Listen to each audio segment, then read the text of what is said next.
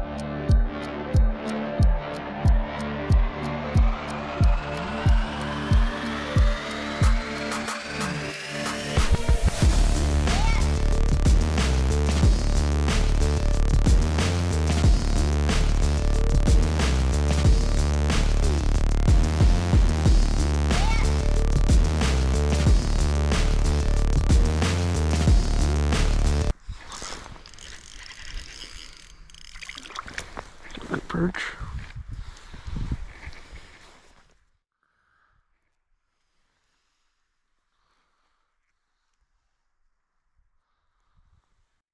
It's not a bad one for a little marina like this. Switched up to bigger spoon, slab grabber, and got a little bit better there. If I wanted to, probably can keep him, but it's his lucky day.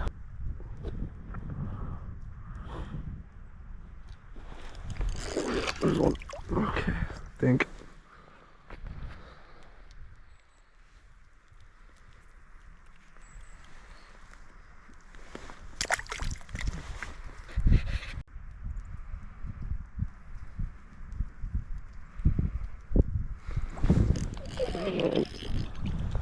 What's a better one?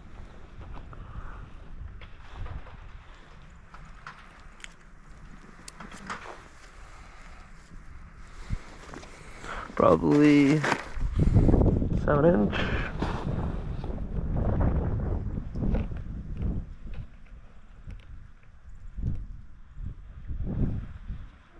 Seven and a half, like close to 8.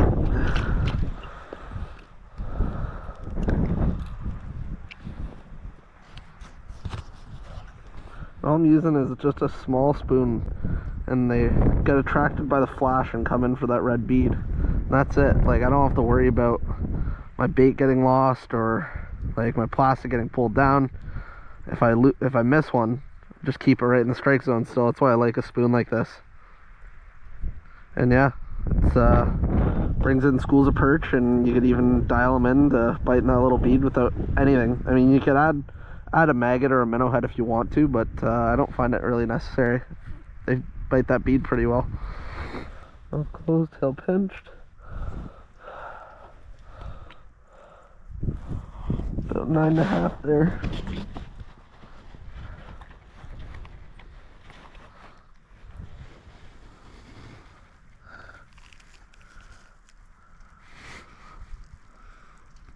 Almost 9 3/4.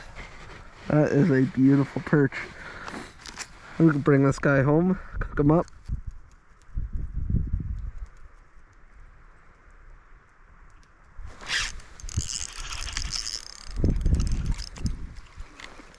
There's a a perch, a nice little perch here on a slab grabber.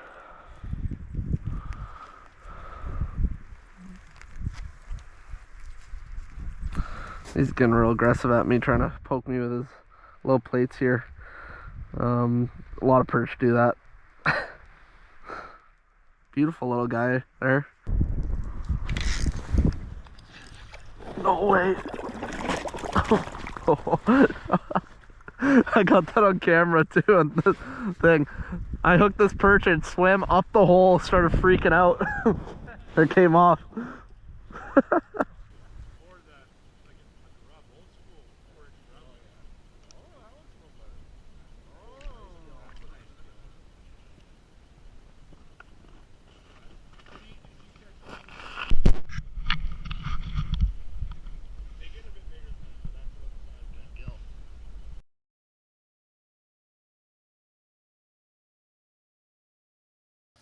To start filleting your perch, you're going to need a sharp, flexible fillet knife, rubber gloves so your hands don't smell after you're done filleting, a bag for all the waste like guts, skin, and rib cage, a bowl for your fresh fillets of meat, and of course, your perch. So my first cut on the perch is going to be right behind the fin here and going along on an angle like this behind the head.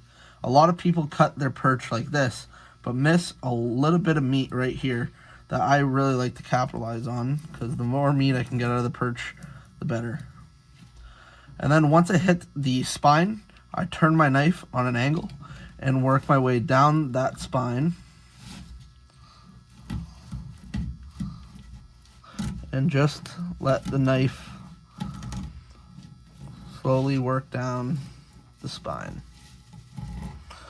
I do not cut all the way to the end of the tail, and I leave just a little bit, so when I flip my fillet over,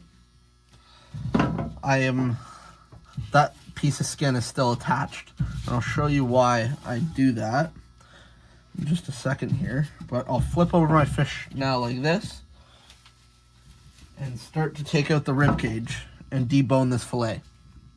So I'll get my knife and put it on an angle and get right behind the tops of these rib cage bones and make my first cut there, and slowly get my knife started and work my way right under the ribs, making sure I don't cut into any of the meat underneath the ribs, so I'm not wasting any meat, letting my knife just do all the work. I'm not putting that much pressure. That's why I like a sharp knife, and I'm letting just the knife run and do all the work. Have a little bone at the side here I could just peel out. And there's the rib cage, all the bones on this fillet gone. So now I need to take off the skin.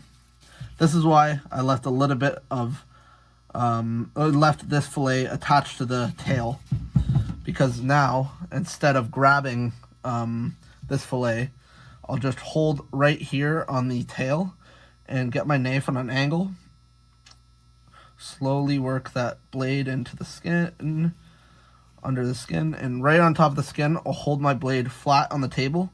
That's why you need a flexible blade, and just let that knife do the work, slowly angling my knife down, trying not to cut the skin, but getting all of that meat off of there and not wasting it by leaving it behind on the skin.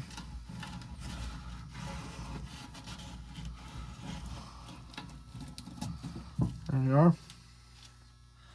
And there is a completely boneless perch fillet ready to be cooked.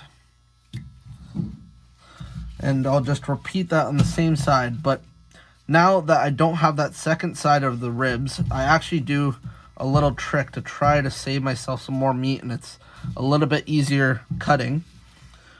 Instead of starting at the head this time, I'm going to start at the tail. Yeah, I can't do the same method of holding that skin on the tail, but I feel like I could ride the backbone easier if I start at the tail on the second side, just because I'm missing that rib cage as leverage on that underside there. So I'll start there, letting my knife do all the work. Keeping that knife right on the rib cage, hearing it glide right on the back of the ribs there. And I'll work it right up to the top of that head. Go under the fin and underneath this little gill plate here. Make my incision to meet my cut.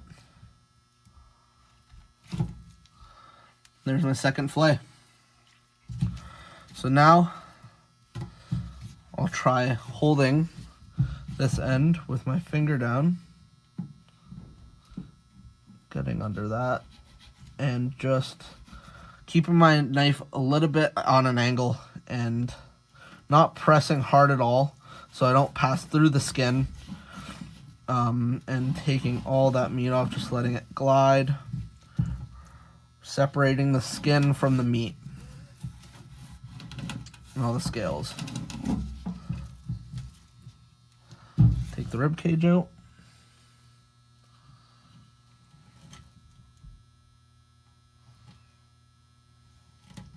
Just like I did with that last fillet. Probably should have done it first, but forgot. It's alright though. Got all those bones out. And there's my second perch fillet, ready to put in the pan. Alright, let's go cook this perch. Now it's time to cook the fish. First I'll start with a pan and I'll put canola oil. I prefer canola oil because it does not burn if I'm cooking a lot of fish, which I'm not, but olive oil likes to burn the breadcrumbs or whatever your batter is of choice, and I just don't like using it anymore. First, I'll put my fillets in egg wash, and then I will transfer them into the batter. Once they're all covered in batter, I'll throw them into the hot oil.